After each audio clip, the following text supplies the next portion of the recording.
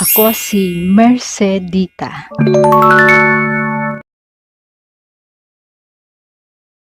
Libre po mga kursong vocational. Ang kailangan lang mag-aral siya mabuti. Pagkatapos, bibigyan siya ng certificate na pwede na siyang magtrabaho. Minsan nga ho, sila na mismo ang nagbibigay ng trabaho.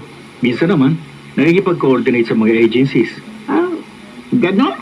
Opo. Pwedeng mag-abroad si Gigi? Depende po kung anong kurso ang kukunin niya. Depende kung in demand po sa abroad. At itong pagtulong mo, walang kapalit? Wala po. Ha! Hindi ako naniniwala. Pwede ko bang makiusap? Anong pakiusap? Pwede ko bang malaman kung bakit ganyan na lang ang galit niyo sa tulad kong driver? Ay, bakit ko sasabihin sa iyo? Para po, mapatunayan ko sa inyong may mga driver na pwedeng pagkatiwalaan. Lola, gusto ko pong mag-aral. Ay, masyado ka madaling maniwala. Ano naman ang gusto nyo? Habang buhay tayong ganito, nakatira sa barong-barong, at kung hindi ako magtinda ng sambagita, hindi tayo kakain? Puro na lang ba para sa pagkain na magiging pera natin? Gusto kong bigyan kayo ng maginhawang buhay. Gusto kong itira kayo sa maayos na bahay. May sariling lutuan, may malambot na kama, at TV na libangan. Gusto ko umasenso ang buhay natin, Lola. At hindi yun mangyayari kung magtitis ako sa pagtitinda ng sampagita. Saan mo ba natutuhan yung mga sinasabi mo? Ha? Wala mo nagturo sa akin. Hindi na ako bata. Malapit na ako mag-18. Naiintindihan ko na ang buhay. Ang magulong mundo. Tama kayo. Masyado akong inosente at madaling maniwala. Pero nilinaw sa akin ni Marco, wala siyang hihinging kapalit. At libre naman ang vocational course na mapipili ko. Gusto kong mag-aral, Lola. Gusto ko tong gawin para sa inyo. Hindi niyo ako mahal. Sinasabi niyo lang mahal ako para hindi ko kayo iwan. Pero ang totoo, hindi mo ako mahal, Lola. Kasi malupit ka.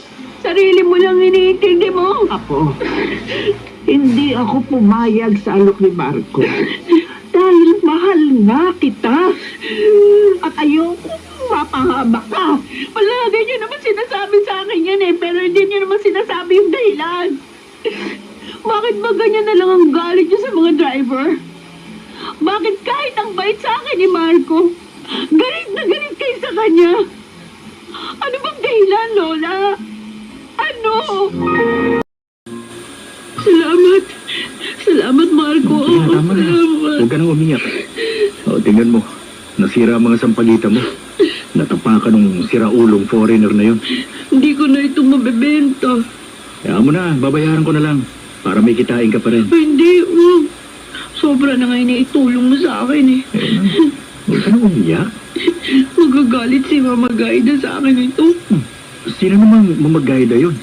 Yung pinaghahanguan namin ng sampagita. Kaya nga babayaran ko na lang para mabawasan ang problema mo. Nakakahiya na, Marco. Sobrang bait mo naman sa akin. Ayoko lang mapahama ka. Mabuti naabutan pa kita kanina. Paano na lang kung naisama ka nung dayuhan? Salamat talaga sa iyo. Yung mga vendor at tambay, pinapanood lang kayo kanina. Kaya nga eh. Di ko alam bakit ganon sila. Ay, sige, hatid na kita sa inyo. Mahirap na. Baka may mambastos pang iba sa'yo. At isinama mo pa rito lalaking yan? Lola, ipinagtanggol niya po ako. Anong malay ko? Kung kasapakat ka sa drama, ang dayuhang sinasabi mo. Si Lori nga nagpahamak sa akin eh. Dapat kay Lori kayo magalit. Ay, hindi yung gagawin ni Lori. Luka-luka nga siguro yun. Pero kung may ipapahamak siya, sarili lang niya. Bakit ayaw niyo maniwala sa akin? Kung hindi kay Marco, sigurado na pahamak na ako sa dayuhan na yun. Anong gusto mo? Ha? Magpasalamat ako sa bolero driver na ito. Hindi niyo ako binobola. Kaibigan ko lang po si Marco talaga. Malinis po ang intention ko kay Gigi. Kaya nga po inihatid ko siya rito. Kahit matindi ang pagtutol niya dahil galit nga raw po kayo sa mga driver. Ay, talagang galit ako. At hindi ako naniniwalang may pagkakaiba ka sa kanilang lahat. Ano po bang pwede kong gawin? O sabihin para maniwala kayong malinis ang intention ko kay Gigi? Wala! Wala kang pwedeng gawin o sabihin para mabagong paniniwala kong yun.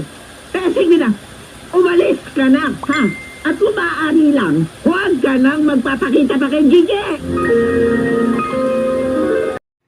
Sa bandang huli, nalaman ni Gigi na ang lola niya ay minsang niloko at inabandona ng isang jeepney driver.